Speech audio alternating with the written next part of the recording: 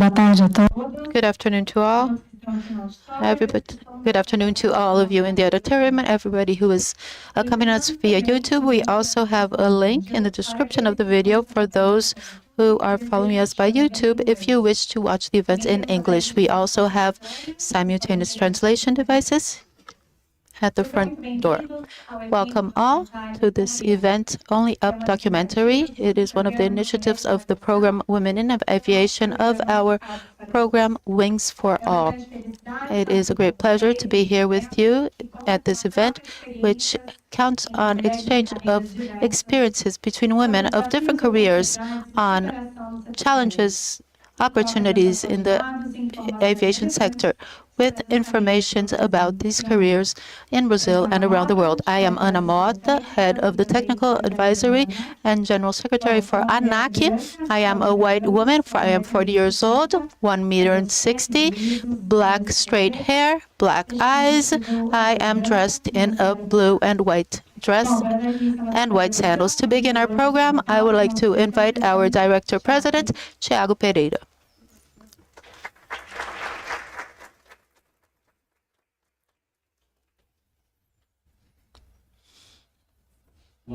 Good afternoon, ladies and gentlemen. My name is Thiago Pereira. I am Director President of ANAC. I have 1 meter 74. I am brownish. My hair is brown. I am wearing a gray suit. My shirt is pink. My tie is bluish and pink. I think I'm well self-described, right? It is a pleasure to be here today. We have many events here in ANAC, and it is why we have this event. We have many events, and unfortunately, the panels, the roundtables, they are taken up in their majority by men. And in this event, thanks to Ana Benevides, Mariana, Ana Mota, we have a majority of women. I am the only exception here. I will speak a lot because you are the main actors today. The Brazilian population has 51%. 51% of our population is made up of women. We act in a sector that is intensive in knowledge and in capital. We cannot not have more than half of the population working with us, at the stake of growing more, of having less capital for the sector, and above all, at the stake of committing injustices with more than half the population. That is why there is this side program beneath the program Wings for All. It is a project for inclusion, female inclusion in civil aviation. Unfortunately, our aviation is still very much masculine all around the world, but even in compared with the rest of the world, in Brazil, our aviation is still very masculine. So initiatives like this, initiatives to include women in the program Wings for All, this is the beginning of a path that we must change. We must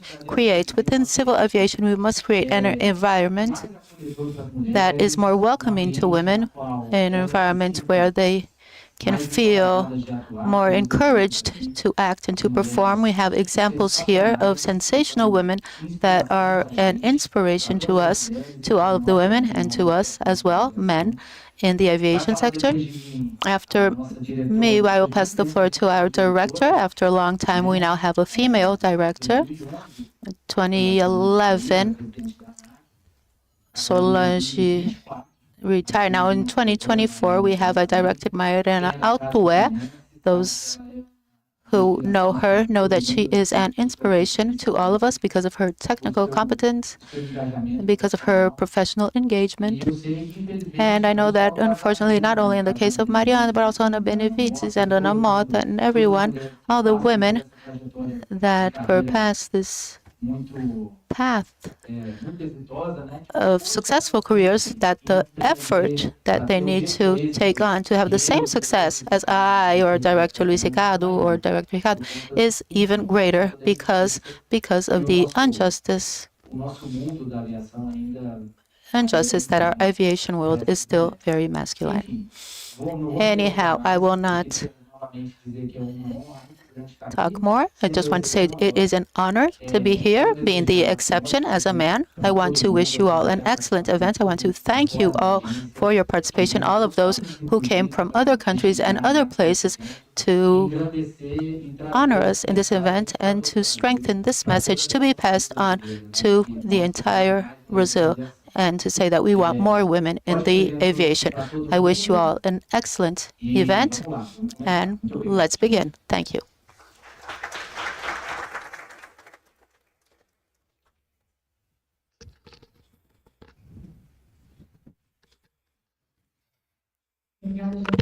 Thank you, Director President, for your words. As he said, we'll call now Director Mariana Altué. She will make a presentation on the program of women innovation under the program Wings for All. And speaking of women, I would just like to tell you that our partner, the Ministry of Women, has gave us many leaflets such as this one. They are at the entrance for those who wish to take one. It is instructions to fight violence against women. I pass the floor to you, Mariana. Thank you, Ana. Thank you, Thiago. It's a pleasure to see this auditorium full in this event, more activity of women in aviation under the program Wings to All. I will present myself description. Mariana Altoé. I have 1.67 meters. I'm 43 years old. My hair is short and curly. I am using a black shirt and an orange skirt, and I am extremely happy to be here in this event.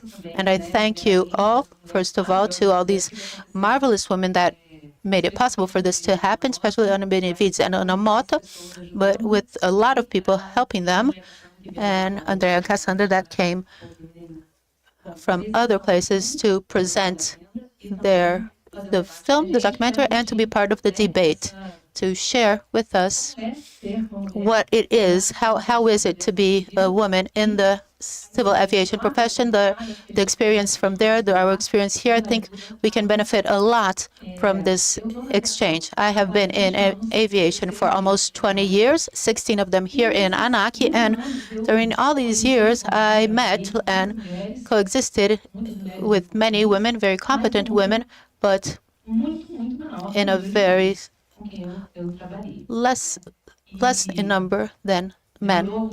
And it took many years for me to realize that this wasn't correct. So this is one of the barriers that we face. We think it is normal. We think that in the aviation it is normal to have few women, and that needs to change.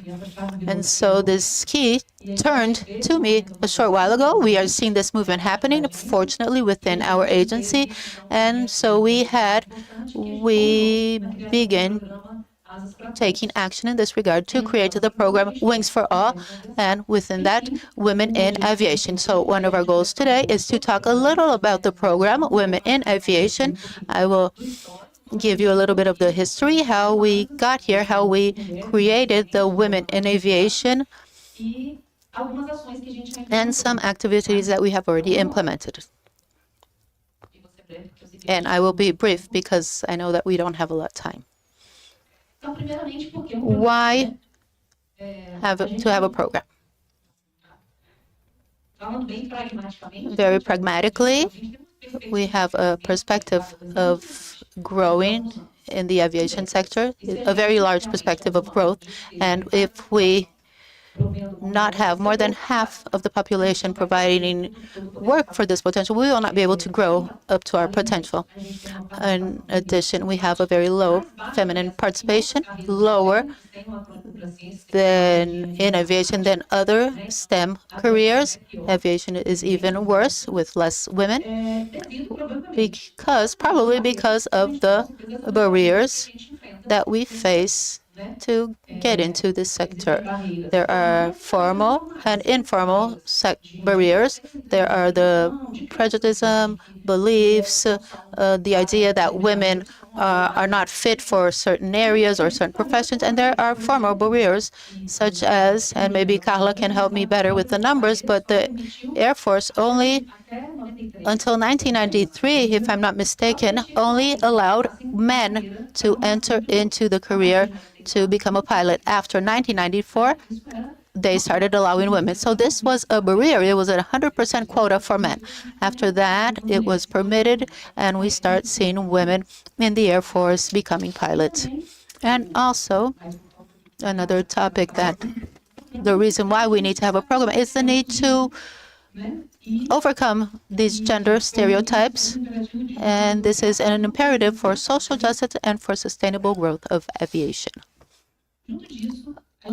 Together with that, we took on some commitments, ANAC, Brazil, and companies in the sector with regards to, or with the purpose of increasing women participation in this sector. One is the IATA 25 by 2025, in which many companies of Brazil, ANAC, as well as a public organization, is part of, to seek to increase in 25% women participation in the careers where they are underrepresented, or 25% participation. We also are part of the Luanda Declaration for Gender Equality.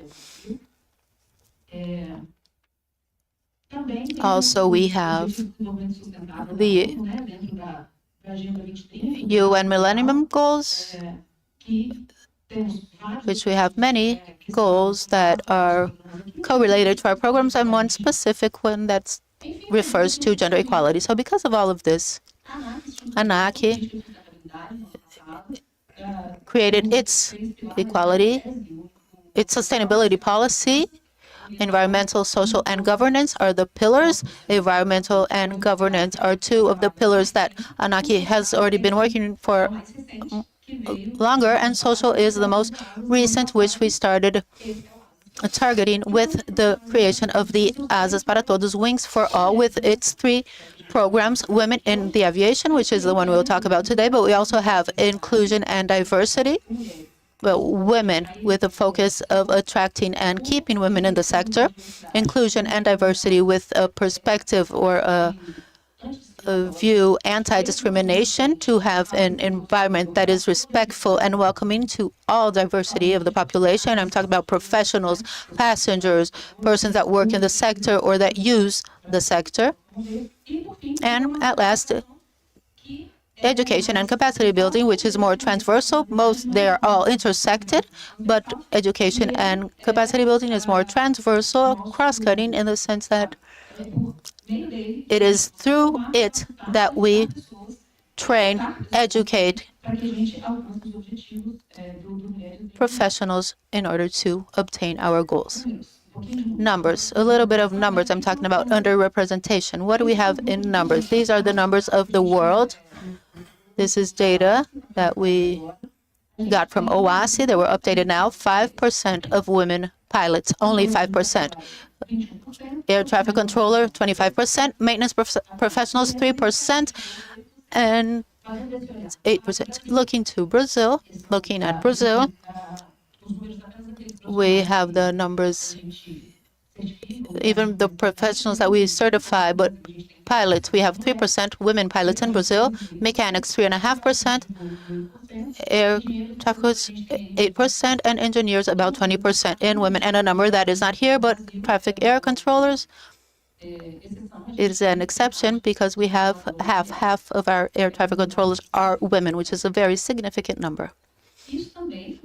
And that is also because up to the years 2000 something, only men were accepted to be educated to be air traffic controllers. And after that, it was open to women, and now 50% of these positions are occupied by women. So how did we structure the program? We thought since the beginning that we needed to attack 3 axles. One, promoting a respectful culture, because we need to think and have an environment, a professional environment, a work environment that is respectful, that is free from stereotypes, and that welcomes women.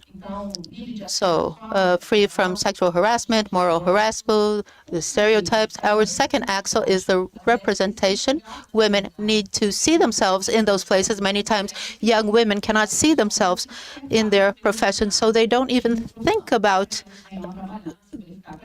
working in this or that area because they are very unknown.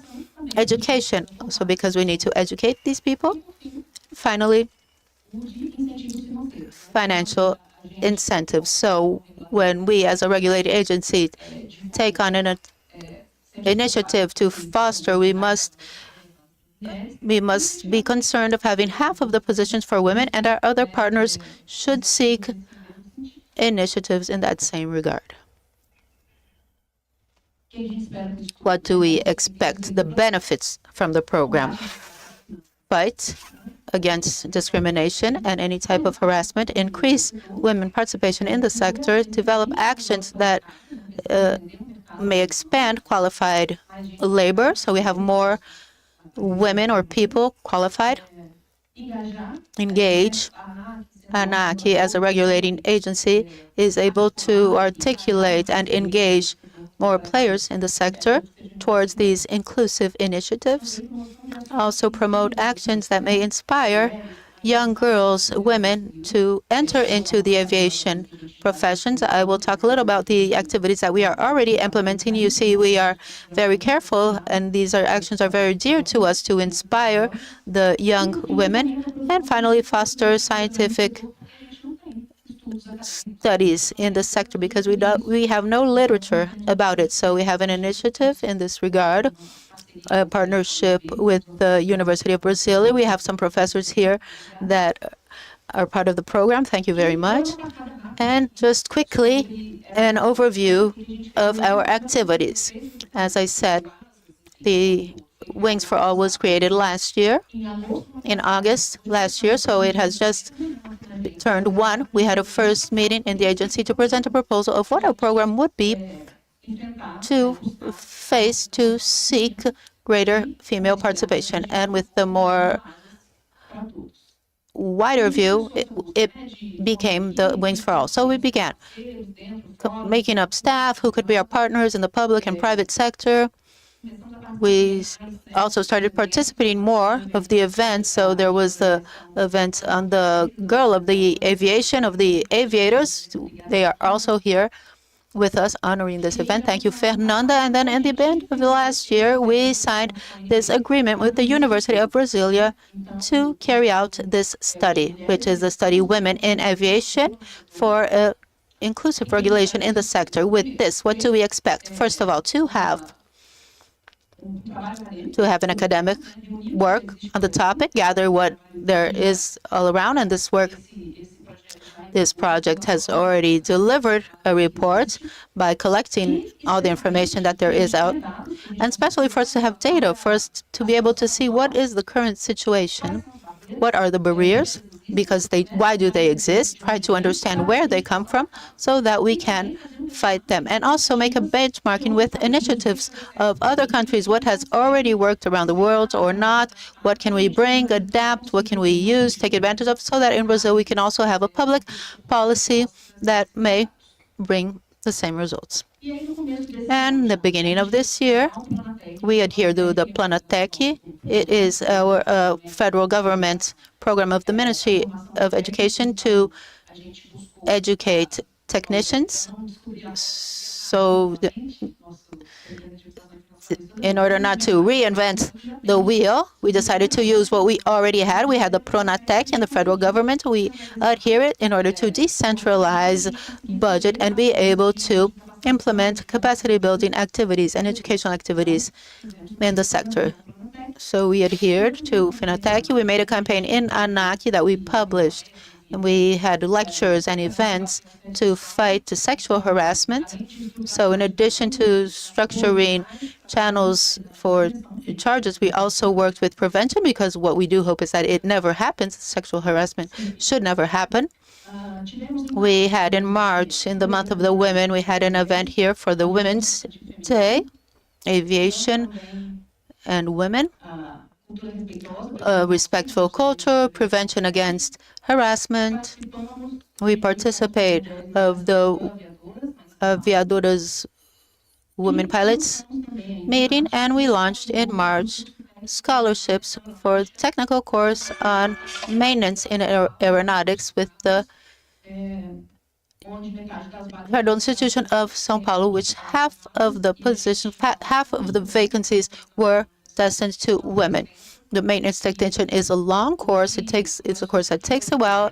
What we did with this offering of scholarships was we offered 40 places for low-income people, and we then would give them a scholarship to ensure that they would be able to stay in the course, graduate, and go into the profession after this education. And then it was successful. We had more than half of the students, they are women, and this course has started in June of this year. In April, we also launched the program Asas para Todos, and we signed up the agreements for technical cooperation, along with the other organs from the ministries, the Ministry of the Racial Equality, the Citizenship Ministry, and the Women Ministry. Other than signature of the protocol of intention with the sector, so with that we can also foment these initiatives to attend the goals we provide with others. In April, we had the first movie exhibition. So today, that we have is the second exhibition. The first we had in this auditorium in ANAC, the Fly Like a Girl movie. We incentivized all the servers to take their kids, their families to watch the movie with us. So it could be a moment of showing women in aviation in the axis of representativity. We also had the edital of pilots in the seminar in ARED, which was a training workshop for women. We also had 20 vacancies for women of low income, and we are at this time making a pre-selection, and there are people that are studying for the theoretical exam, and then these people, they will be formed into commercial flight pilots. And this is a project so they can be suitable to work in the aviation, these different sectors. In April of this year, we had this mentorship program for our servers. Am I short in time? Yeah, for our servers. So we have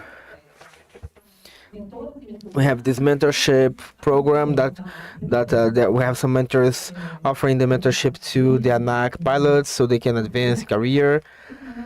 And in May, we had the participation of the OAB from São Paulo seminar. In June, we had within the TED with the University of Brasilia the project in which we required the data for profile, the sectorial profile, and so we could have resources to make academic paper with the University of Brasilia. And in August, we had the participation of some women in several panels in the Labasi, which is the General Fair of Latin America for Aviation. And in September, we are in the ANAC with the exhibit of Only Up and with these debates. Today we have this debate here in Brasilia, tomorrow in São José dos Campos, and the next day in Rio de Janeiro. So this way we take this debate to many people that can watch us. And the idea is to have young people, kids, to visit the airport so they can have contact with this environment. And sometimes they have never had the opportunity to fly. They live near to the airport. They don't even know how things happen in there. That's why we take these kids to know this site. We explain then how aviation works. So in this way they can get more interested and look for some other information. And what are we thinking ahead of us? We'll have an event in October called Voando Mais Alto, which is a partnership with Iowa. the Women International Agency for Aviation will do that in ANAC in October 10th, and also we intend to launch a new editorial for scholarships that will provide some scholarships for mechanicians, low-income people, and half of these scholarships are for women. And for 2025, we'll have another Women Day event.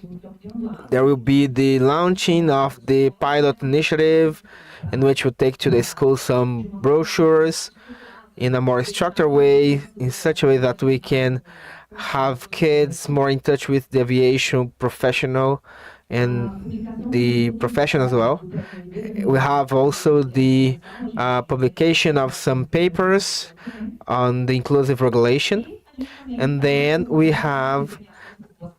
thinking of how we can have some awards to the emperors, the some associations that can also have some initiatives by their own behalf, and we can also offer the awards here at the end of this period. And also, we are working on the harassment prevention, and we have some papers that are to be published there. And I think your presence, all the debaters that are here, that are very special women and important for our sector, and I pass the floor to Anna. Thank you so much.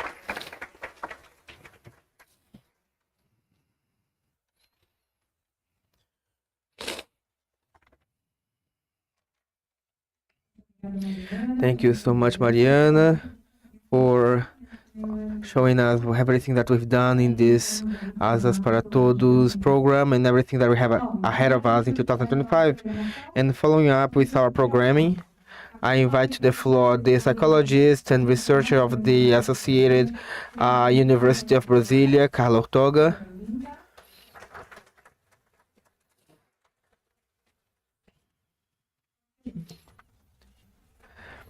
The commander of the High School for the Defense, the Major Brigadier Dr. Carla Lirio,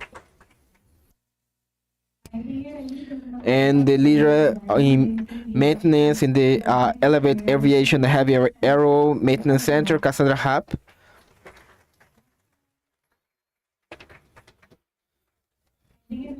And the engineer of operation in flights and the founder of the digital channel Quebrando Inércia, Emanuele Marafon. The president of the Aviators, the Women Association for the Brazilian Pilots, Fernanda Polesca. And the president and the CEO of the Elevate Aviation and the controller of the flight from NAV Canada, Kendra Kincaid. And our chief office from ANAC, Ana Benevides. This is the panel hub in which we'll take into consideration some challenges and opportunities, and especially to have the participation of women in the sector. And Ana Benevides will be the moderator. And before we start, I would like to register that according to the time, we will have some moments for questions in the end if we have time. So the questions can be done on the microphone. We will take it so we can speak up. And then we also have the QR code.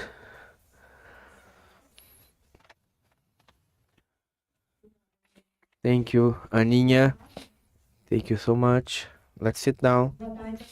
Good afternoon, everyone. It's a great pleasure to be here in the partnership with this wonderful women. I'm Ana Benevides. I'm the chief of office. I'm a white woman with brown hair, with brown eyes as well, and I'm dressed up in white dress and a white shirt as well, and a white skirt. And I'm 155 centimeters tall. And I would like to start off with this panel asking Major Brigadier Carla Lirio. She is graduated from the Faculty of Medicine of Petropolis and joined the Brazilian Air Force on March 1990. Throughout her career, she has served on the squadron flight surgeon in Santa Maria and as part of the medical staff in various FAB health organizations in Fortaleza, São José dos Campos, Pirassununga, and Rio de Janeiro. She has held several command and management roles, including serving as director of the largest hospital of the Brazilian Air Force, located in Rio de Janeiro. She completed all the career courses, including the advanced course in politics and strategy at the Brazilian War College. Her military honors and distinctions include Order of the Aeronautical Merit Medal, Commander Degree, Order of the Naval Merit Medal, Commander Degree, Gold Military Medal, Santos Dumont Merit Medal, Peacekeeper Medal, Tamandaré Merit Medal, Friends of the Brazilian Navy Medal, Educational Merit Medal, Maurílio de Holanda Medal, High Distinction of the Judicial Military Order of Merit. She was promoted to the current rank on November 25th, 2023, and she is currently the commander of the Brazilian Superior School of Defense headquartered in Brasilia.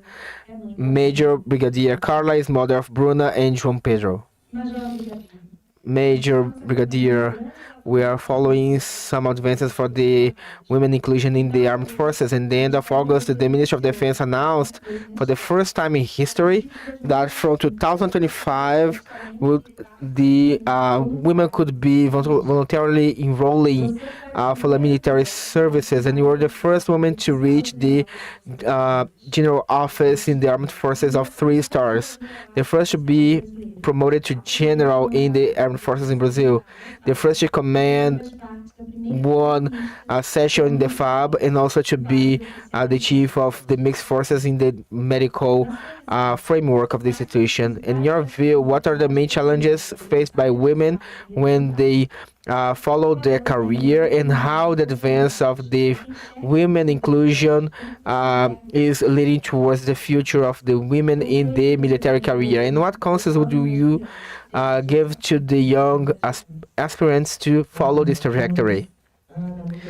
Thank you so much, Ana, for the question, Thiago Mariana for the invitation.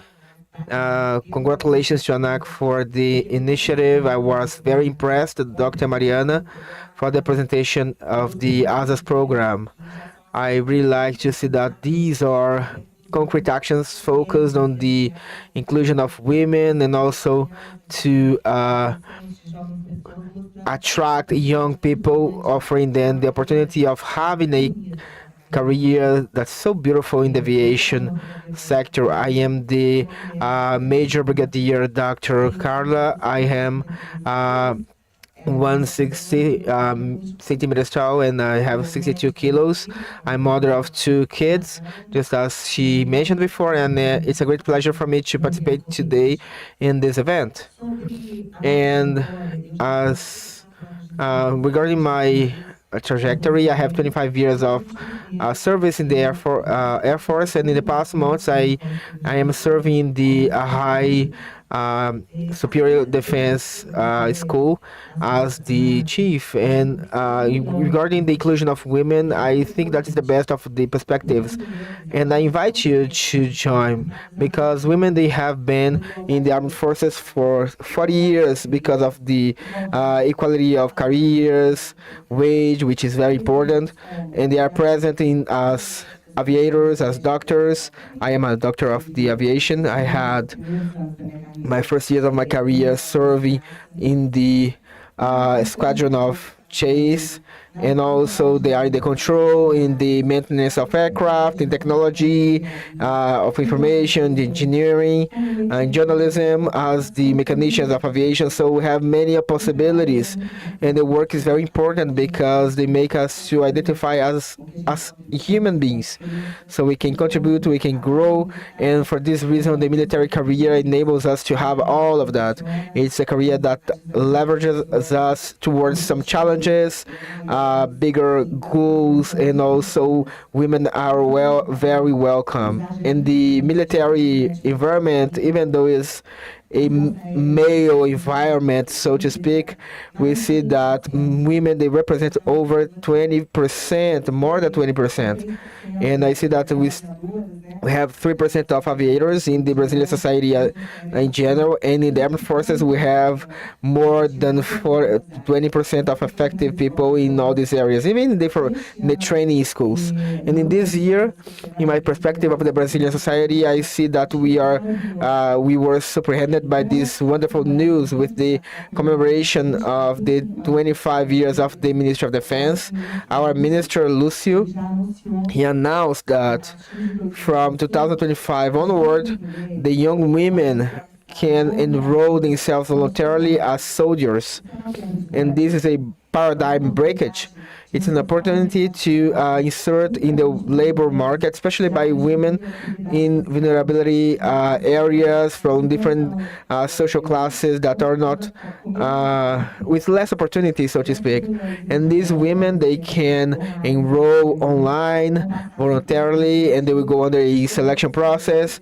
And initially, we have 300 vacancies in all over Brazil, and they can work in engagement for 8 years in the armed forces, and they can arrive until the first class soldier after the 4 first years based on their merit in the quality of work and their specialization as well.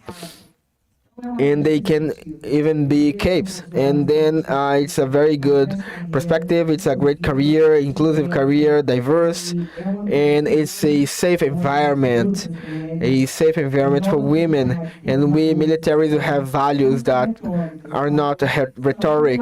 They are like a compass that offer us the north of our actions and of our policies. And this favor this environment to be very welcoming and also to have a growth. I say to women that they should have courage. They should have courage. They should believe in themselves.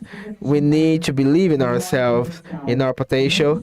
We need to know that with the preparation, with the training, I've seen in the ASAS, for example, that there is this concern over the continuous training. We need to keep training ourselves and educating ourselves throughout the time.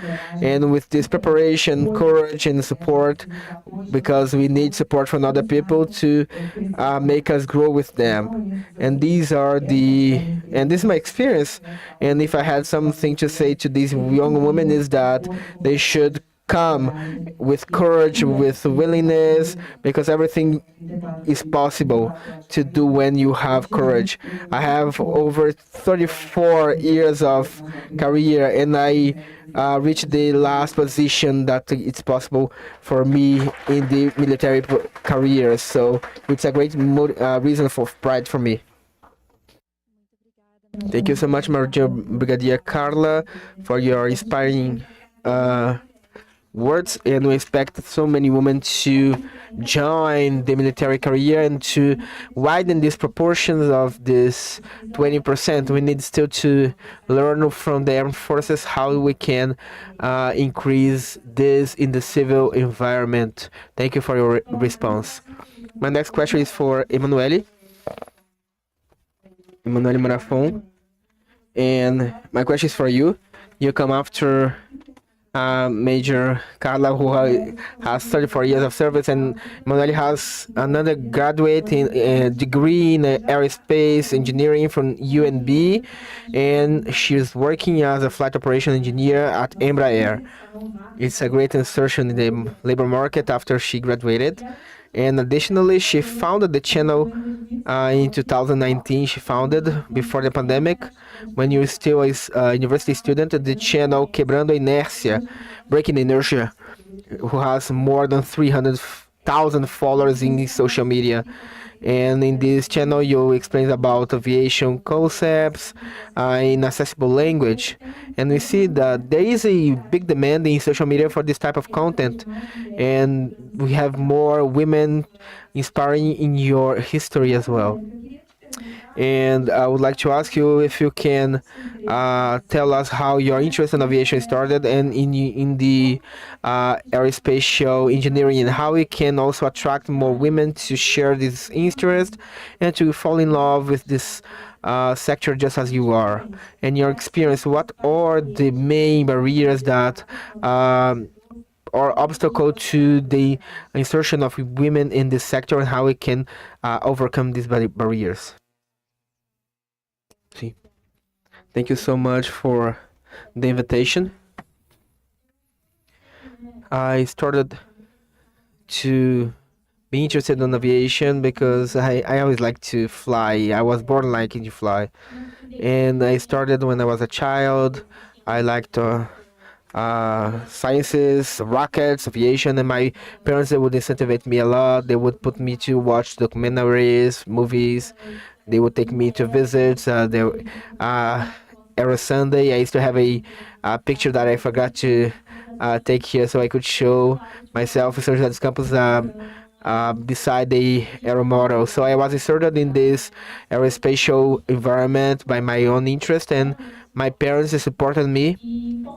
And with time, I joined the military school, and in the military school there were many support to join the military careers. And speaking with one of my math professors, which was one of my favorite subjects, he suggested me to make the alpha training.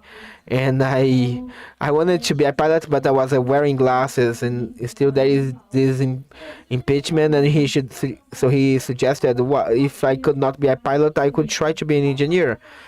So he asked me to go to the ITA website and see what positions were available. And I saw there was a spatial engineer available, and I thought, oh, this is very interesting because I can work with rockets, satellites, and all these type of things. And with 13 years, I decided to be an aerospatial engineer, and then I didn't take away this idea from my head. And then I graduated in the military school, and then I joined the University of Brasilia. I started as an engineer graduate, and then I had the opportunity to have wonderful experiences in the aviation sector that inserted me in this environment, and nowadays I am engineer.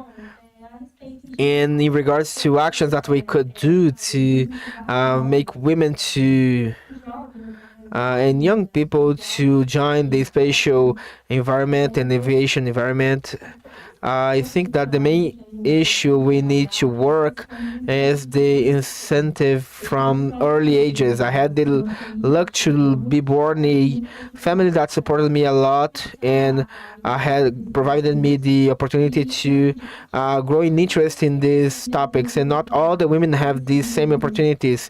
They don't have the same incentives from the families. So I believe that one of the main aspects would be to encourage girls very early on, being within the families, in the schools, in the universities. And another thing that is very interesting is we need to speak the language of this new generation. So we can see that today the Z generation, the millenniums, the alpha generation, they have impacting presence in the internet, and the internet influences their behavior, the young people's behavior. So it is important that the actions expand and cover the internet as well, which is such an important communication vehicle. So today I carry out this activity. I try to encourage young girls to go in to be part of engineering or in the aviation. I disseminate the activities, ANAC's activities, and it is very gratifying. I receive messages every time there is an examination to enter into the university. The girls say, oh, I did it, I passed, I got in. So it's very gratifying, and I think that one of the main barriers for women in aviation, for young women, is the lack of encouragement, the lack of knowledge in itself, of knowing what careers they can follow. When I was in the university, I was lucky that a professor guided me, but we know that not everybody is that lucky or has access to instructors, and only become familiar with the careers later on. So I think we need to show the possibilities, what paths the persons can take. And the other important thing is to fight prejudice, sexist words, sexist speeches, inappropriate behaviors in the work environment. We must have respect, and also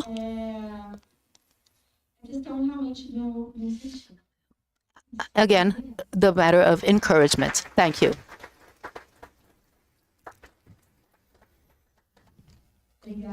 Thank you, Emanuele. I think it is interesting because when we think about aviation, sometimes we think about the pilot, we think about the mechanic, but aviation has engineers, it has physicians, it has psychologists, it has attorneys that work in aviation. So, in fact, almost all of the careers you are able to develop within the sector of the aviation. It is a very rich field, and sometimes we lack knowledge, we lack encouragement, we lack information to find what we will later fall in love with. Thank you very much, Emanuele.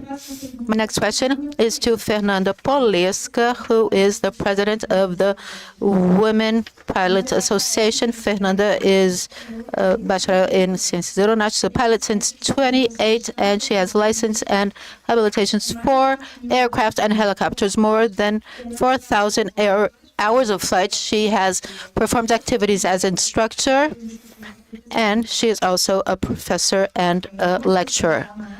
As president of AMAB, a ONG, Association of Women Pilots of Brazil, she performs by voluntarily to promote women participation in aviation. And in addition to all of that, she is also mother of Teresa, a baby that was born in the end of last year.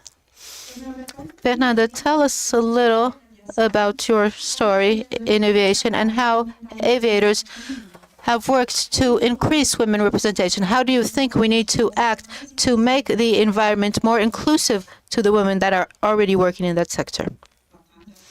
Good afternoon to all. Thank you for your presentation, Ana. I will talk about myself. I am 1 meter 6, black hair, brown eyes. I am wearing black clothes. It is a great pleasure to be here, surrounded by these brilliant women. It is an honor and an even greater pleasure to be able to talk about our Association of Women Pilots. So just a little about my story. My mother says that I decided I was going to be a pilot when I was 9. When the first time I read the book Little Prince, I said, oh no, I'm going to be a pilot just like him. I don't want to stay in an office. We only thought that an office environment was the option. And every time anybody would ask me what I was going to be, I would say I was going to be a pilot. I was going to be a pilot. That is when I made my decision. But I really entered the career beginning with aeronautic sciences. At the same time, I started getting my habilitations, the first one private aircraft, then commercial aircrafts, and then as flight instructor. I performed as an instructor for 1 year, 1.5 years. I had about 800 hours. The aviation market was not very good, so I wanted to reinvent myself. I was already a navigation professor at the helicopter school, and my boss there would tell me, come, let's fly helicopters, fly helicopters. So I started all again, private pilot for helicopters, commercial pilot for helicopters, and instructor for helicopters. And I started performing as an instructor, professor of navigation, and coordinator for the theoretical courses. I remained there for about 5 years. Then I had the opportunity of flying a better helicopter, a Colibri, for executive aviation, a family from Belo Horizonte that opened many doors for me. And since aviation is cyclical, helicopter aviation, the market was bad at that time, so I went back to aircraft. My habilitations were past due, so I had to renew everything. And then I entered into the company LATA as a co-pilot, which I remained until the beginning of the pandemics when they had a mass dismissal. I was dismissed at that time, and right after that, when the pandemics got better, I had the opportunity of entering into Azul, which I am a co-pilot for the A300. I can stay there and retire from there. At the beginning of last year, Kalina, which is a pioneer of pilot women here in Brazil, was the first one in Varig and Emirates. She invited me to lead the association during 2 years, which is our cycle. Our directorship is every 2 years. So I am president of the Association of Women Pilots of Brazil, which we call them Women Pilots, and we call it AMAP, our acronym. And unasked, what work are we carrying out to encourage women participation in the aviation sector? So Talking a little bit about the association, it is a nonprofit and it tries to show girls and women and encourage them in the areas of air controller, engineers, all aviation areas, mechanics, pilots, attendants. I will mention today 5 activities that we've been implementing.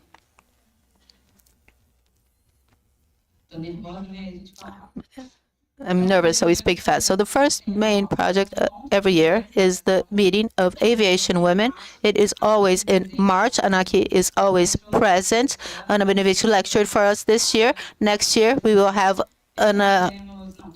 next year we will have the 8th edition.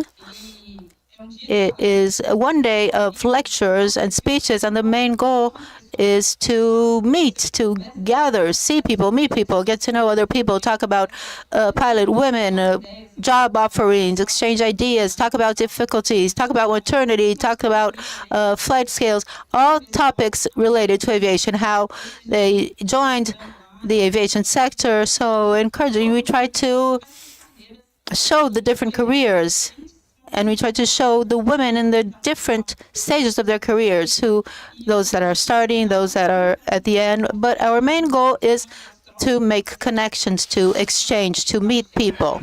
So this is one of our goals, to display and show this work. It is always held in March due to the Women's International Day. So next year it will be on March 15. We don't know the place yet, but it will be in São Paulo.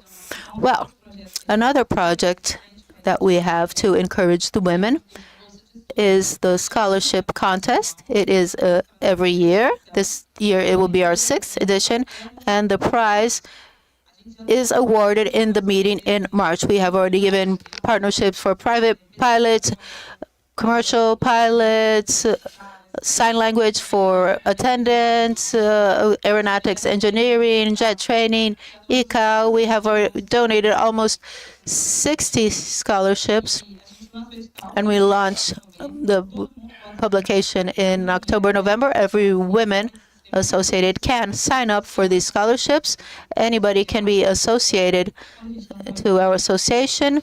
We disseminate our terms of reference. It is not a lottery, so to speak. It is a content. So up until when they are awarded, we analyze their CVs. We have a selection process, recommendation letters, and then we honor these women in order to encourage quality education in civil aviation. Those are 2 projects. The third, which is one we love, it is very dear. It is called DAMA,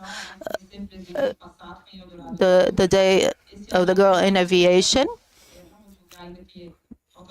This year we are still closing the program, but we will launch it soon. The Day of a Girl in Aviation is to solve the problem that Manu mentioned, to encourage women to be exposed to this profession. So we divided in categories from 12 to 17 years old. They can sign up. It takes place in an aero club and in a flight school, and they have an interactive day with controllers, pilots, engineers, all of the professions that we are able to gather, and they can be part of the discovery flight. So is a small aircraft which the school or the air club will have together with the instructor. They will pilot. They both go together. They participate. She participates of everything in the flight, analyzes the flight plan, the pre-flight, verifying oil, fuel, and in addition, the parents are also invited. They have this contact with the professionals. They ask questions. They are exposed to other careers. Last year we had the military aviation, which is also a point of entry for girls. This day is very fun. The first instructor of Dama, which was 2 years ago, she was there as a co-pilot of an A320. So it was interesting to see how she grew in the career. And the first girl awarded at the time she was a girl, now she's a young woman, was also there with us, telling us about her experience 3 years ago and where they are today, where they are working, that they are happy and satisfied with the careers they chose. So that is the other 2 that are more internal programs is a study group that we meet. We have 2 study groups. one for a selection process for pilots for the airlines.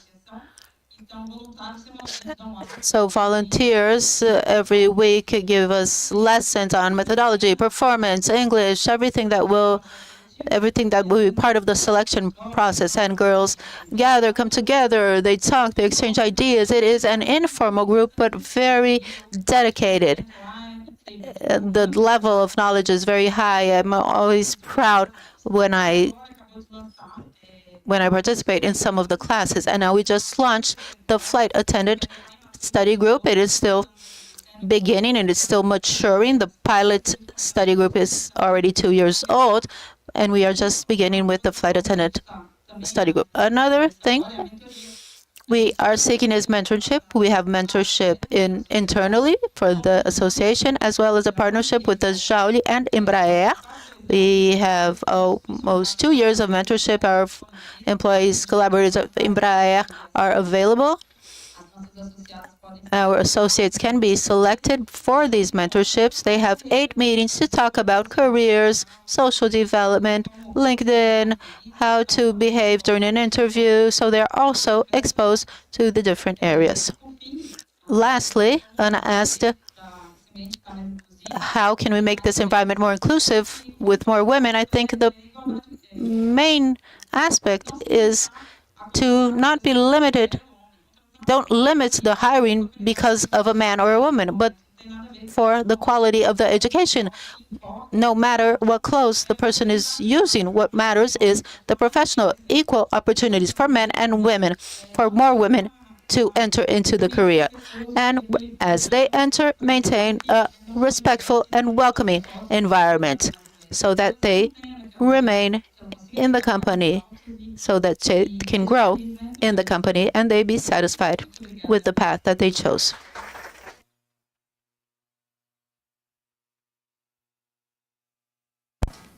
Obrigada. Thank you, Fernanda. We are anxious for the 8th day, third day of Girl in Aviation. We're anxious for all of your programs, but I did not participate in last year, but Anamoto went, Renata went, and we saw the pictures that everybody's so emotional and crying with the girls, talking about their first flights, the moment where the passion begins, where the passion starts to go into action. So thank you for your work. I know that this work is volunteer, so it is really a donation to the next generation. So congratulations and thank you. My next question is for Professor Carla Antiloga. Carla Antiloga is professor and researcher in women's work and autonomy at the University of Brasilia. She holds a PhD in social work and organizational psychology from University of Brasilia and a postdoctorate in psychology from the University of São Paulo. She is also part of the research team of the University of Brasilia, which is conducting the project Women in Aviation, Studies for Inclusive Regulation in the Sector, a project in partnership with ANAC.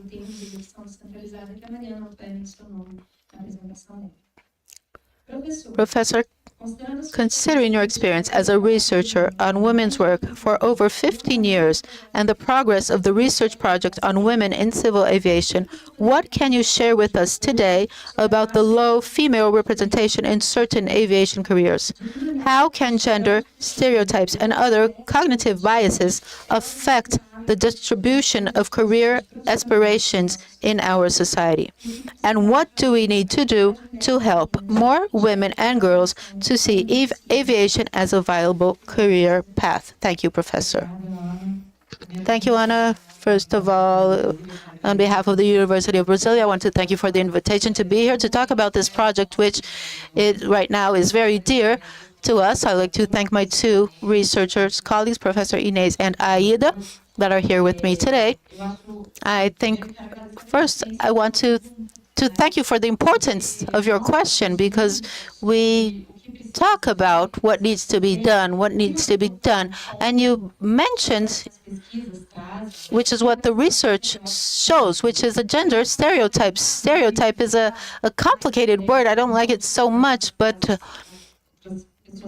While the other women were talking, I kept thinking to myself, imagine, imagine that all of us, when we are born under a system of beliefs. So when we come to this reality, things start being said to us, both to boys and to girls, regarding who we are, what we should do, what is our role, where can we, what extent can we reach, and based on that, what is being said to us, we create what we call in social psychology or in work psychology, we call a system of beliefs. So when we talk about a system, it is already complicated. When we say it's a system of beliefs, it is even more complicated. A system of beliefs is something that we take in because we listen. It's repeated. We take it in. It's repeated. The systems of beliefs guide us for many things. Others' behaviors with regards to us. There is a phenomenon in social psychology which is called self-realization prophecy. It is that somebody is going to treat you the way that she believes that you should behave, or based on what she believes to be your future or destiny, based on a system of beliefs. So, for instance, if I am a girl and I go to school, and that professor is within a system of beliefs that says women behave, girls speak low, they are not good in maths, that teacher will look at me and look at my performance and will ask me questions that are different than the ones that they are going to make. So when we talk about this belief system, we're talking about something that's deeper, much more complex, but also that can modified. And of course, I'm an educator, I'm in the university, I'm a researcher, I'm going to talk about education. But education has some boundaries of acting, that's the goodwill boundary of willing to do something in a different way. We cannot just face the stereotypes and the system of beliefs if we don't have the courage to do it in another way. So in this sense, when we were sought by ANAC to work in this program, we saw that there was a willingness to change, to do things in a different way. And what was proposed to us was to create a knowledge panorama of what was done in the world to have inclusion of women. And it's curious because we see so many actions that are being done in the proper way, in a way that we can talk to kids, teenagers, and women that are joining different careers, and this is very important. But also, we need, other than that, to build, other than everything that's been done, to build another belief system that could say where women can arrive. Because despite everything that we do, it still exists, and this is also directed to boys. There is still this idea that there are some limits for women, that this is not the place for them. And of course, this is in the belief system, not only in the male thought system, but also in the female thought system, because sometimes there are so many women promoting these barriers as much as the men do. And when I talk about barriers, I'd like to think about the self-fulfilling prophecy. This is how we can understand the way women they are treated. It doesn't matter if I say that I'm promoting more women in inclusion and in math, if I don't change the way that people look at these girls. I give you an example in soccer. When there is a girl that likes soccer and when there is a boy that likes soccer, make this shot. Like when there is a guy that says that he likes soccer, there is this brotherhood, this welcoming to the environment. But when there is a woman that says, "Oh, I like soccer," or she likes comics or aviation or anything that's not within the repertoire of what girls should like, and especially what studies show us that if she speaks to a man, she will be bombed. These several questioning. They will ask, what was the soccer team of Brazil in the 1970s? What was the color of the thread of Superman? And doesn't matter if we can include in one hand, and on the other hand, we create some invisible barriers that are no invisibles. When women they arrive to places where they should be, it's like we have some banana peels to which are traps to make these women to have to show their competence in these different environments, and then we are sabotaging the path of women in the aviation in all these different fields. And these women that arrived at this moment and here, they have faced so many belief systems with more difficulties than a man, just as in any other profession. And what we are doing here in terms of research has provided us the information that initiatives are being implemented. Many things have worked well, but we still need to take to society a perspective that we should trust women. What we see in this belief system is we lack of trust that women can have a excellent performance. We should not be trying her all the time, because at some point it will be confirmed, not because she was not good, but because you are trying so much to show she's not good. We have put so many traps, difficulties on her path, that the tendency is that she gets discouraged and she will confirm that she's not good enough. And there is a woman in my family that I admire a lot, who says that we should have eyes to see. And that's what trust is. We should develop our societies to look at what women already are. We say a lot that women should develop, but also society should develop other eyes to see these other women.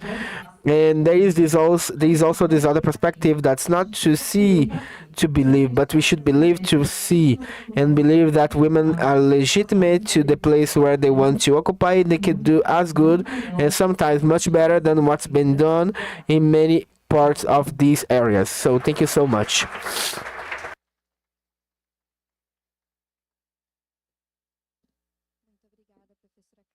Thank you so much, Professor Carlos, for this class in 10 minutes or less about social psychology and how this impacts all of us in the individual perspective and in the collective perspective, because we all have these beliefs, and we as women, we reproduce these beliefs in our voice within our head. And we pass the next two questions to Cassandra and Kendra, and we'll also ask in English. If you want to hear the translation, you can hear in the translator device.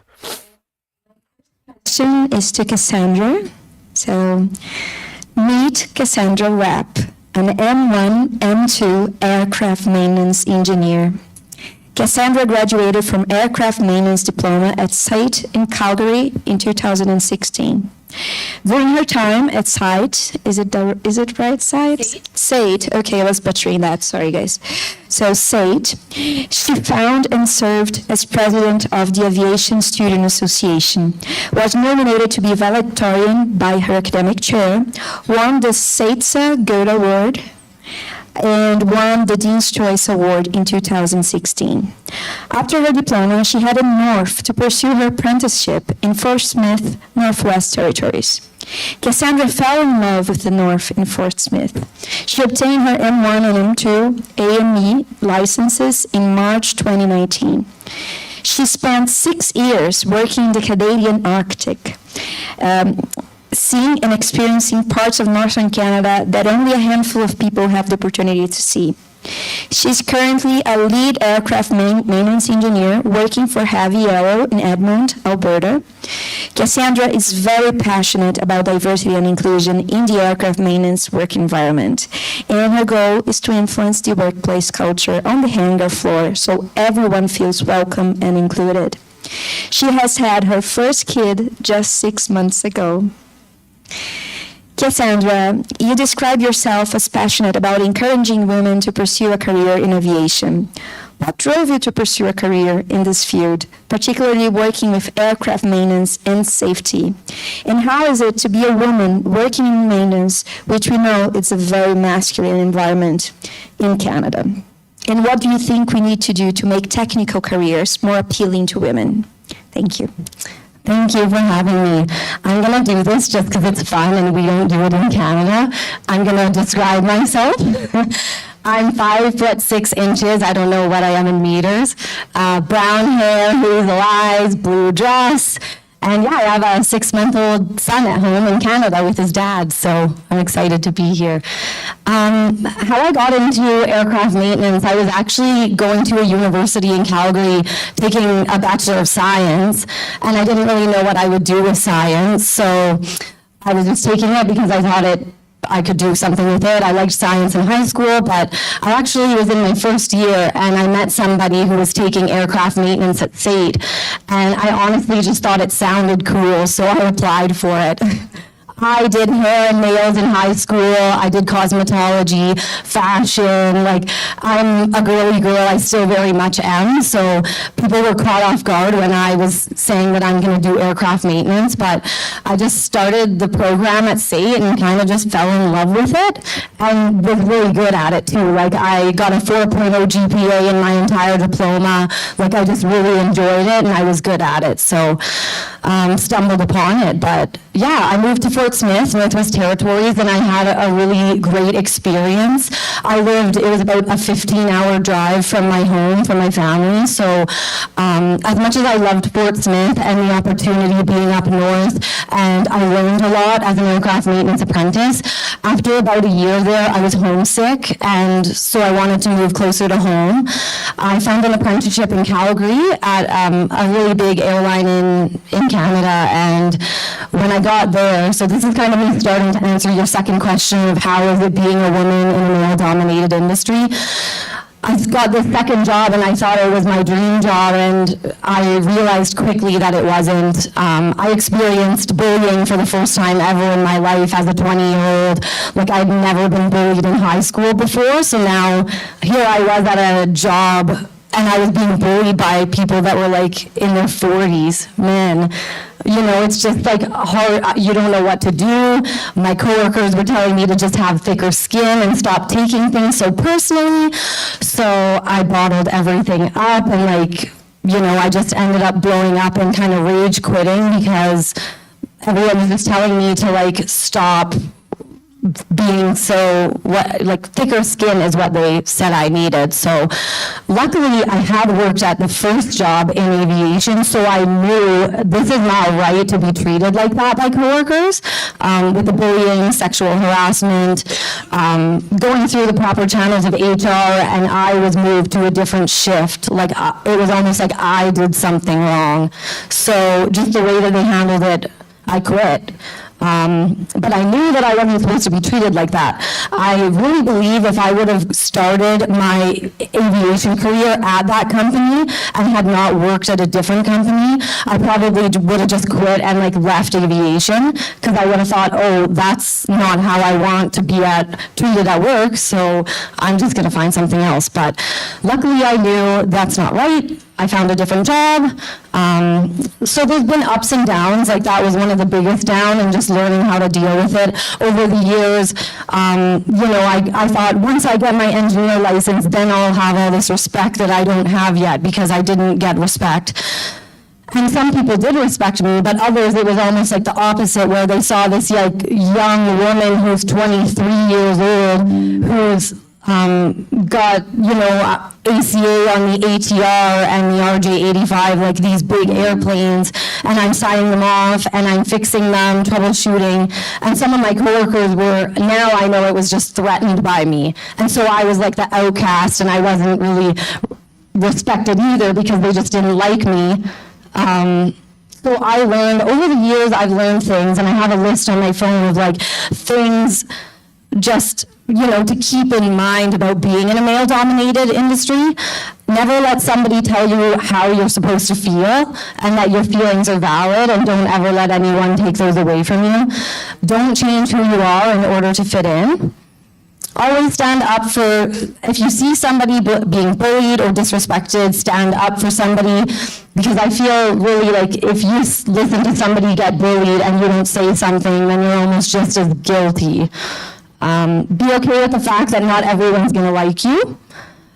Be kind to each other, and mentorship and networking are wonderful things, so keep those in mind. To answer the question about how do we get more women into careers in aviation, and specifically aircraft maintenance, we have to do things like this. So thank you to ANAC and Anna and everyone involved, because this is exactly what we have to do. We have to showcase to the fact that young girls and women that we can do these jobs, and you can see that we are doing it, so you can do it as well. Elevate has a See It, Be It booth, that's what it's called. So you get to dress up in all of our props, like an aircraft maintenance or a pilot, and you get to take pictures in front of it. So if you can see yourself doing the job, then you know that you can do it. So that's step one, is just getting women into the industry. So let's showcase it when they're young. I know that's kind of been repeated already. Just show women and girls that you can do this job. And then the second part is keeping them in the industry. Because it's great if they're there, but if the workplace environment isn't respectful and inclusive, why would you want to stay? Like how I was at my second job. And so leadership, the management needs to be supportive of bullying and harassment policies and actually adhere to them. Because if you have the policy, that's great, but if you don't follow through with it, like my second company kind of did for me, then it doesn't even matter. So just really stick to these policies and have a respectful work environment. And then the third is just having the workplace environment be suitable for women. So that's having a female bathroom on the hangar floor. I worked at a company where I had to leave the hangar floor and go to the office bathrooms because there was no women's bathroom. For people that are on maternity leave, if you don't want to be working on the floor, maybe getting some sort of modified duties. So being up in the office for a bit, if you don't want to be 8 months pregnant, I had really bad back pain, so I had to go on modified duties because I couldn't be like up on a ladder checking oil at 8 months pregnant. So just having a workplace that's going to support you during your maternity, during your pregnancy, and when you leave for your maternity leave. So that's my thoughts. Kind of a weird ending, but thank you. Thank you, Cassandra. I'm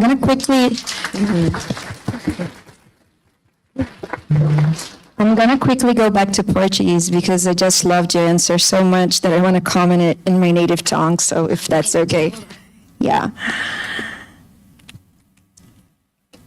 Então, So I loved in your answer, what I love in your answer is that it looks like you were complementing what Carla has mentioned before. Carla mentioned about this class. In this class, she provided to us of how women, when they break with our belief expectations that are unconscious, they end up being hurt by that. This aggression can be by questionings or questions, so that you never demanded from a man in that function, or maybe by the bullying you mentioned. And the most interesting for me in your comment is that you bring an personal experience. You worked in two different places, both in maintenance, one with a good environment of work, and the second work you found bullying from your colleagues. And this is the outcome of this expectation rupture. They couldn't expect that a woman could be good at that work. And within this confusion, they treated you with violence. And then, naturally, if the environment is not prepared to welcome diversity of gender in this case, if they didn't even have a restroom in the hangar, so you should go to the office restroom, the policies would not be adequate either. So the human resources, they could not handle that. And I feel sorry for having you passing through all of that. I know that it's not your unique story. Many women, they go through that in their environment of work. But it's what we want to change with events like this, to generate reflections about types of difficulties women go through when they rupture with these social expectations, and which are barriers that men don't have because it doesn't exist for them. It's something they don't know. They don't know the difficulty of being harassed, either socially or morally. So it's wonderful what you've mentioned. So I thank you for that. And we'll go back to English. And whoever take off the phone, you need a translation now. Is to Kendra Kincaid. Kendra Kincaid is the director of the movie we're going to see later. But let me start out by introducing her. So, Kendra is a visionary leader and champion for diversity, equity, and inclusion in the aviation industry. I don't mean for you to blush. It's honest admiration here. As an air traffic controller and the founder and CEO of Elevate Aviation, Kendra has championed the cause of empowering women and underrepresented groups in the industry to pursue careers in aviation, transforming the industry landscape and fostering a more dynamic and inclusive culture. She was recently awarded the prize on Most Inspirational Role by IATA Diversity and Inclusion Awards for 2024.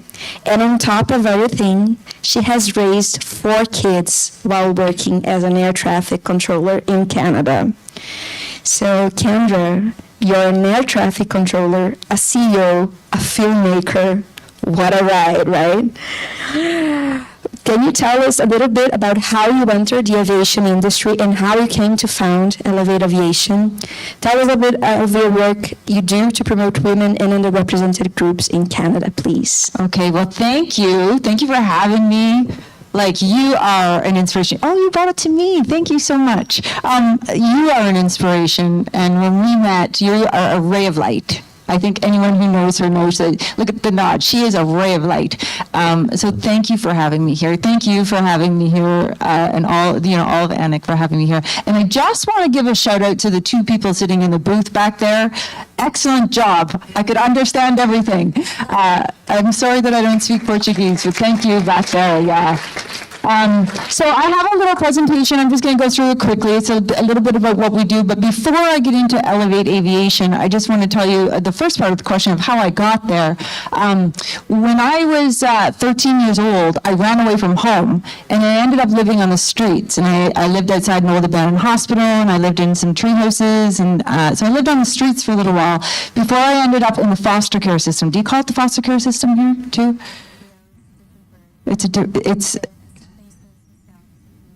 I can't repeat that. She ended up, ela acabou no orfanato, mais ou menos, um orfanato. That. And so leaving the foster care system, as some of you may know, you can imagine a lot of people are not successful leaving there. And a lot of people don't finish high school, which I did not. I went back to do it. A lot of people become teenage moms, and I did, but now I have 3 grandkids as well. So there's positives to everything. And then I learned about air traffic control. And air traffic control, I always say, saved my life, because it allowed me to have the financial security to leave a very bad relationship that was affecting not only me, but my children. And so I believed in aviation, particularly for me, air traffic control. But I believed in aviation so much. Long story, very short here. When I was training to be an air traffic controller, the success rate was 7%. Not 70, just 7. So 7%, and I almost didn't make it. I was in a car accident during my training. The other man died. I had my 4 kids all through training. I became an air traffic controller after I had my kids. So I didn't get to take advantage of the maternity leave. And so I went through my training, and I got to the end of my training after I went back from 2.5 years in the car accident, and they wanted to fire me. They actually recommended me to be fired. And a man named John Bright, Mr. Bright, he stood up and he said, "Let me work with her. Let me try." And he became the first mentor I ever had.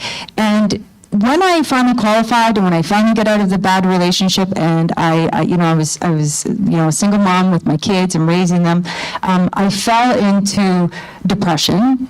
But coming out of that was volunteering. I learned if you volunteer, you're doing something outside of yourself, and you're not thinking about what's wrong with me? What's wrong with me? You're doing something for someone else. And that can really save you. If there's anyone here that, is saying, I don't know what to do with my life, call me. Or actually call you, because you're here in Brazil. Yeah. And volunteer. And so through that, another long story, very short, Elevate Aviation was formed. It was formed because I climbed Mount Kilimanjaro. Anyone know? Mount Kilimanjaro? So, heard of it? So I climbed Mount Kilimanjaro. It was my first volunteer thing, second actually, but to raise money for a local hospital. And I had to make a calendar. I had to raise $10,000, and I was single mom, didn't know how. So I made a calendar. This is actually the cover of one of the calendars we made. When I say calendar, people always think women calendar. There's no, it's this, fully clothed calendar. Just saying, I've had that comment a lot, so I just wanted to clarify that. And so Elevate Aviation was born through that calendar. So it started as a calendar, and our mission is to provide a platform for women and diverse groups to thrive and succeed through careers in aviation. And we are now, I just can't believe a calendar has grown into this. So the message to take away from this is if you believe in something, and if you want to do something, just do it. And you're never too old. We were talking about that earlier. You're never too old to start things. I've entered film at a late age. I'm not gonna share. Anyway, so now the calendar has grown into 3 different divisions: Elevate Aviation, the Elevate Aviation Learning Center, and our allies. And I don't know why it's blinking, but let's just call it extra fancy PowerPoint. So we have a mentorship program. Our mentorship program, I'm an honorary colonel in our military, and so I'm very passionate about our military. And so we have a mentorship program, civilian and military, and we're actually developing an app right now so it can be worldwide. It should be launching here in another few months. I'm hoping that it's going to actually launch. I won't go into too much depth because I think we've talked a lot about all these things. Bursary programs, we have bursaries for many different areas. We do a cross-country tour all across Canada. You can do it here in Brazil. Maybe you do. So we do 30 cities now, 120 speakers, over 1,500 youth, and growing. And so we go to Canada's north. We go from the east to the west. Canada's a big country. So we go all across there, and we bring people in for a one-day experience so that they can touch, feel, just get involved in aviation and actually just be in it, sit in it. We have our Inspire Gala. It's October 19th. If anyone wants to come to Edmonton, Alberta in Canada, that's October 19th. You can be there. And this is part of our See It, Be It, where we pick 8 women that we feature and we show them off at the gala in their careers. There's Cassandra in the bottom corner. We did that on purpose, Cassandra. Of course, we have community events. We have aircraft maintenance competitions. There's an international one in the States. If you ever want to send an all-female team there, we did that. It was great. And then we have a learning center. So this is something that's really unique. Elevate just keeps growing.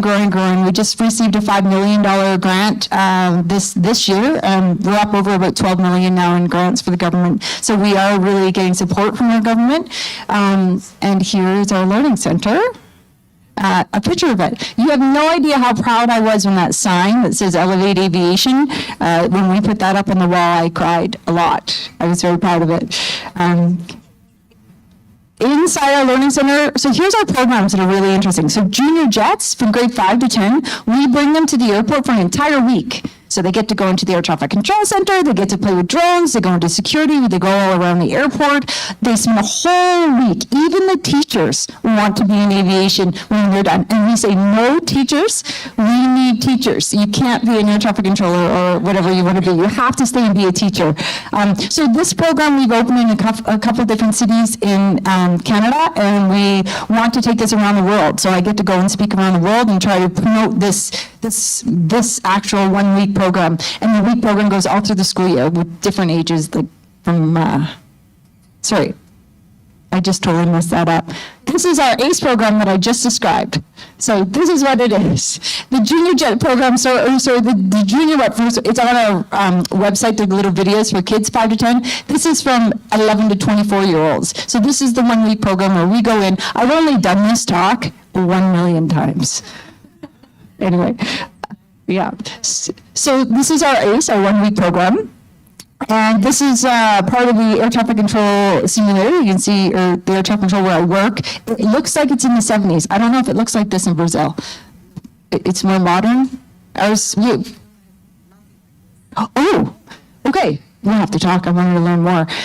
This is the radar screen. You can see an air traffic controller with a white hat right there and the kids around them. So yes, I get to come in and experience it, and I love it. Then we have aviation readiness training programs, which is getting people ready for employment. We have our Women's Skills Training Program. So it's a 9-week program for women who are new to Canada or women who've been out of the workplace. They come in our program in our learning center for 9 weeks, and it's free because it's government supported. And they even have wraparound supports like we pay for their daycare if they need it. We pay for their groceries. Some of them need groceries. We pay for transportation if they need to do. We try to get rid of every barrier possible so that these women and underrepresented people can come in and succeed in aviation.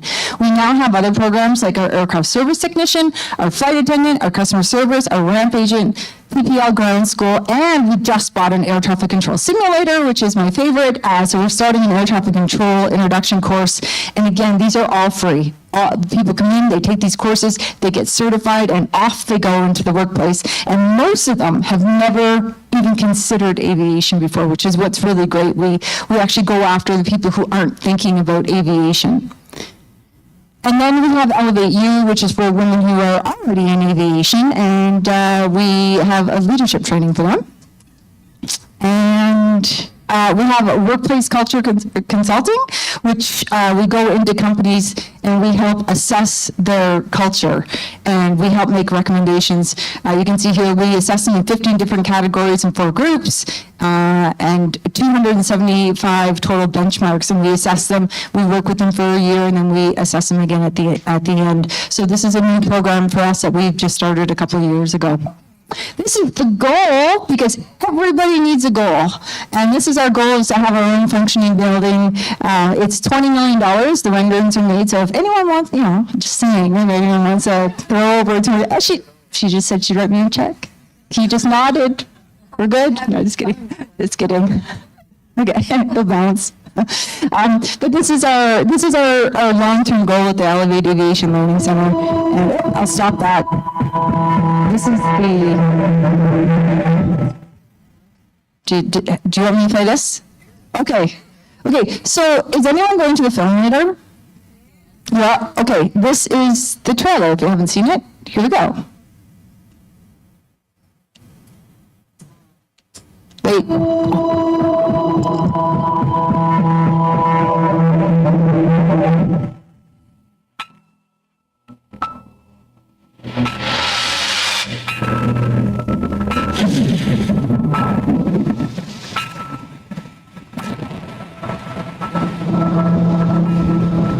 Canada 167, continue present heading, intercept final, clear for the approach runway 30. I always say that aviation saved my life. 167, turn left 15 degrees.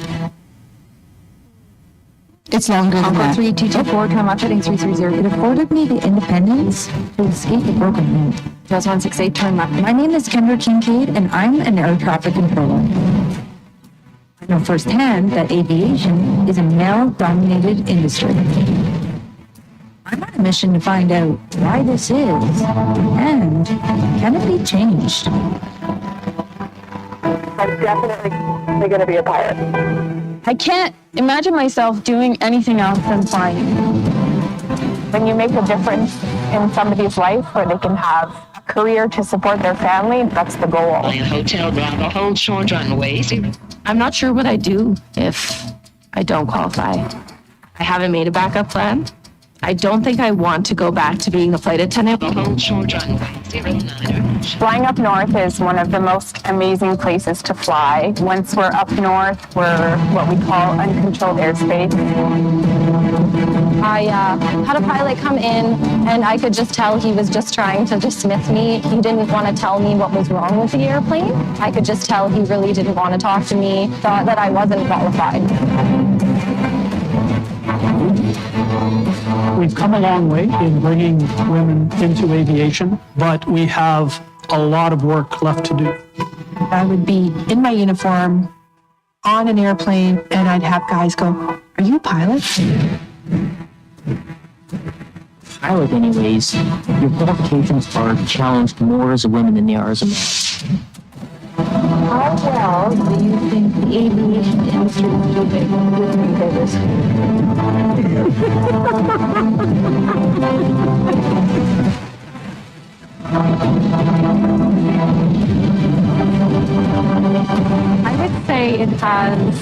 an element of magic to it that you really just don't get when you're literally grounded.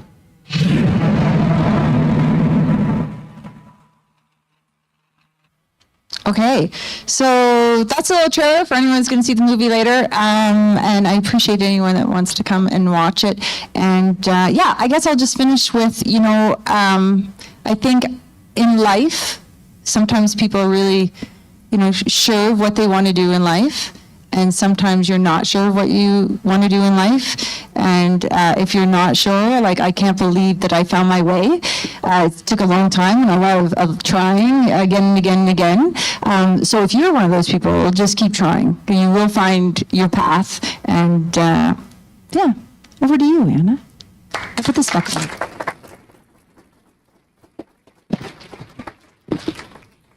Thank you, Kendra, for that inspiring presentation.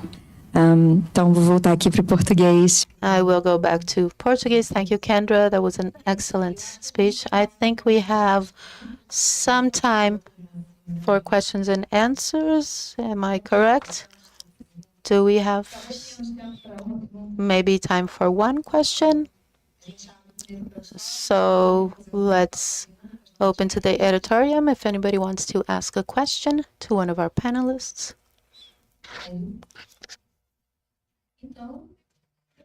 So everything worked out fine. Does anybody want to comment on anything? I will ask a question. Since the auditorium, I have many questions in my head all the time. Many of you spoke about, many of you today have children, and we know that maternity, it can be, or not, a challenge for inclusion of women in the labor market. So I will throw up the question, and whoever wants to grab it, grabs it.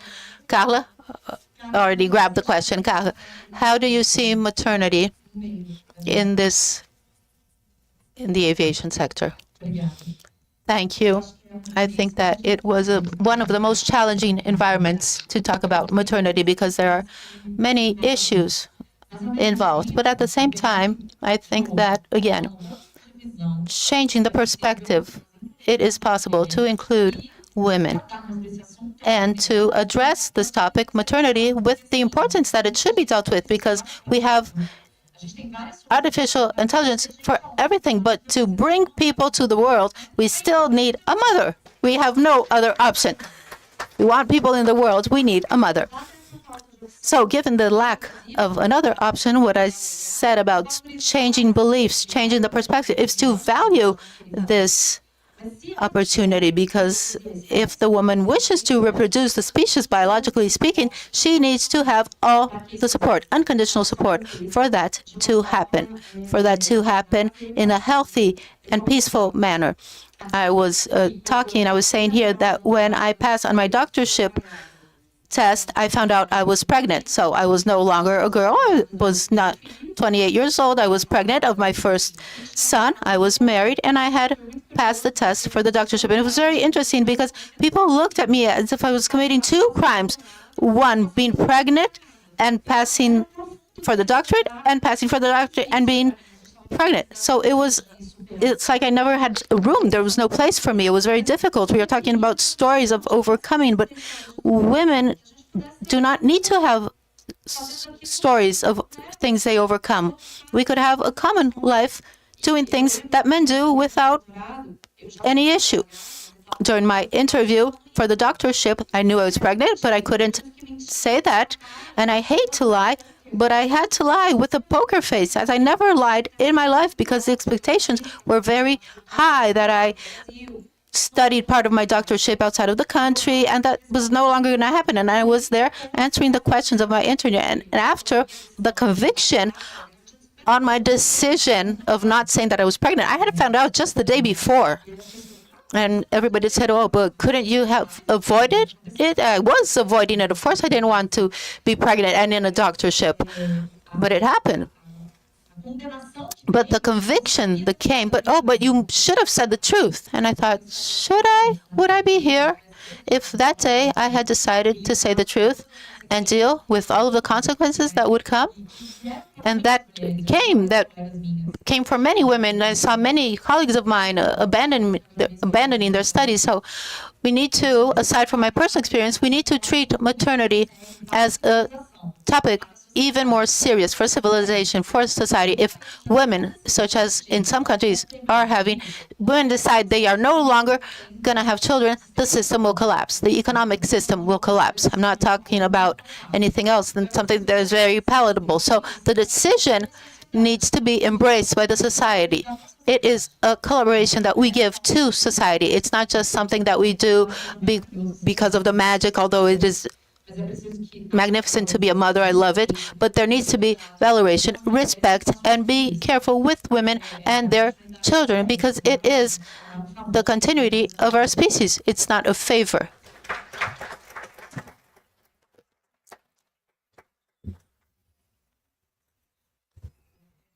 I just wanted to add, I recently became on. Teresa is 11 months, and after my 8 months of leave, I just went back to work. And I think it's interesting to talk not only about maternity, but the support network. People ask me, "Oh, you're flying again, and you sleep outside of your house, and your daughter." Oh, I have my husband. And is he good enough? Is he capable? And I say, oh, he's a functional adult. He is responsible. He is caring. He takes care. So stop thinking that only women can be mothers. Believe in paternity. You need to believe in paternity. Fathers, I know some are solo mothers, but those who have the privilege of having a father, be aware of their cooperation. Yeah, oh my gosh, I don't want to, talking into that and listening's weird. I just want to add that I got judgment from the fact that I'm here and my baby is like 6.5 months old. And like a lot of people in Canada, my friends and family, well, who's going to watch Michael? That's my baby. I'm like, Bart, he is his father and he's not at work. So, but yeah, it's like people don't think that the dad's capable, but they made half of this child. So why shouldn't they be capable of watching the baby? I've never even watched him for a week alone. So my husband's going to be the first one to watch my son for that long by himself, and he's doing just fine so far.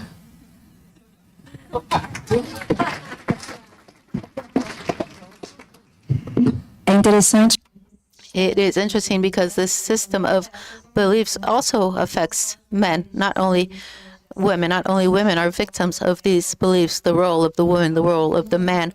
And maybe at the time of maternity, this is something that is difficult. I don't know how it is in Canada, but here in Brazil, we have a maternity leave, which is longer, much longer than the paternity leave. So women have 4 months of leave and men have 5 days.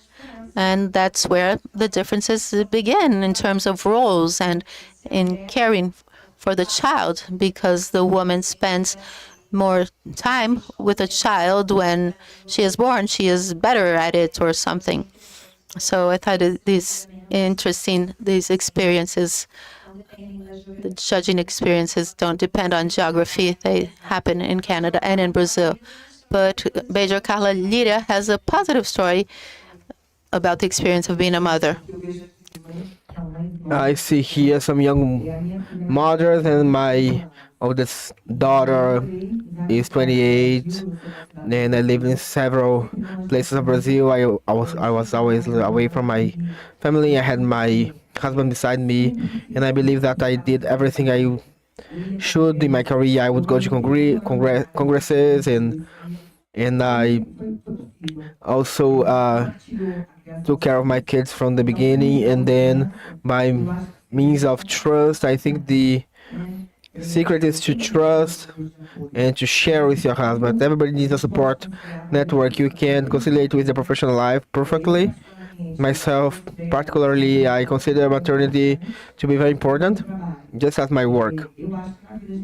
And in life, we need to look for balance in several perspectives. We cannot only dedicate ourselves in one aspect, and I found this balance in maternity as well, and in professional life, and many people, they can find it. So if I found it, it's because it exists. And one thing I think it's interesting is that many of us who had some difficulties, different life stories, because life is like this, and we build a very positive path, and the positive examples are the ones that inspire us. So congratulations to all these wonderful women present here, because they made part of your life, of your difficulties, and your winners, courageous, virtuous, and also successful in several aspects of their life. So congratulations to you all.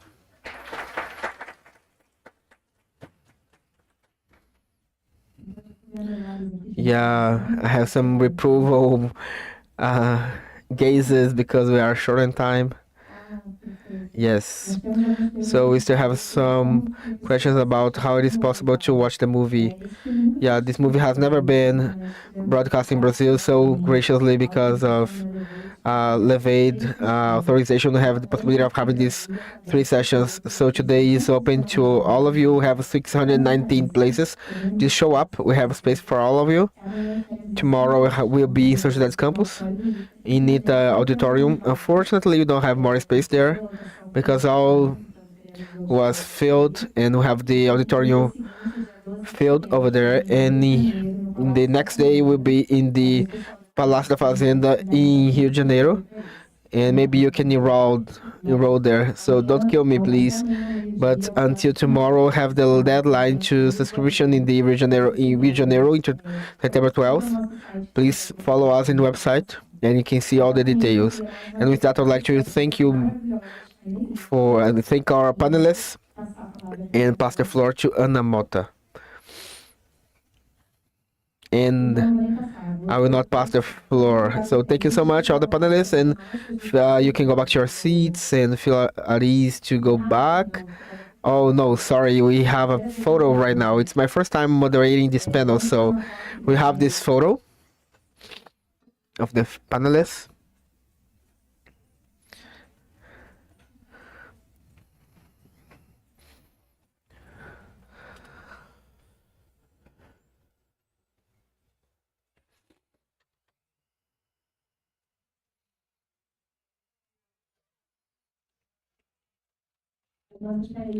Our panelists, you can go back to your seats in the auditorium, and before we finish the event, we'll make a raffle of this book, The Mulheres em Aviação Civil, O Céu Não É o Limite. Who can help us with the raffle?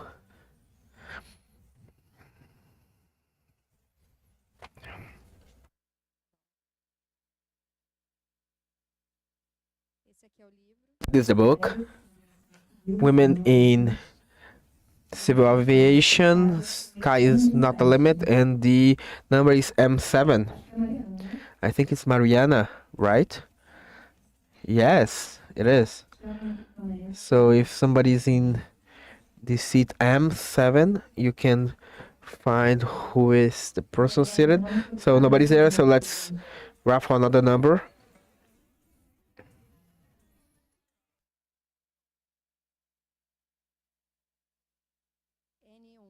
N1. N1, thank you.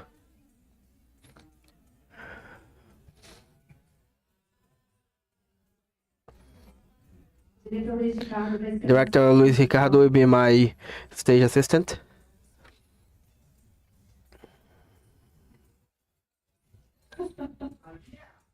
There is A.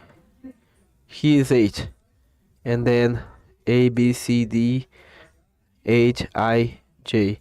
And the numbers are from within to outside. Emmanuel is 1. And Thiago is H1. Let's go to the raffle. Once more, then we had N7, G11.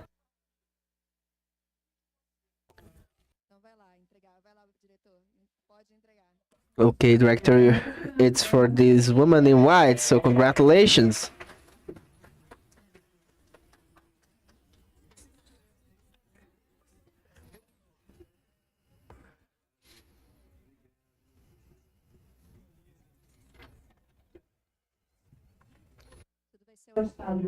everything is gonna be audited afterwards.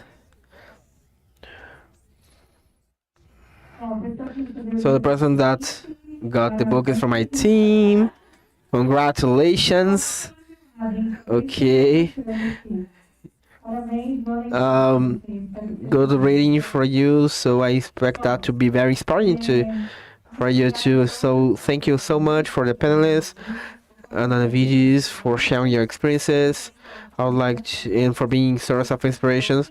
Our event is in the end. We could not forget to thank for your presence and the participation of all of you. I'd like to thank the panelists once more and all those who contributed in some way for the performance of this event. In special, I have a list of people: the Ministry of Ports and Airports in Brasilia, Box Cultural, the Cultural and Creative Economy from the Federal District Ministry in the partnership of this participation, the Ministry of Tourism, Women, Citizenship, Social Equality, ABA, ALTA, AMAB, Azul, ATA, Iowa, DCTA, Embraer, Embratur, EGEA Aerospace, ETA, and Latam Airlines for the support. In this afternoon, we have heard courage stories and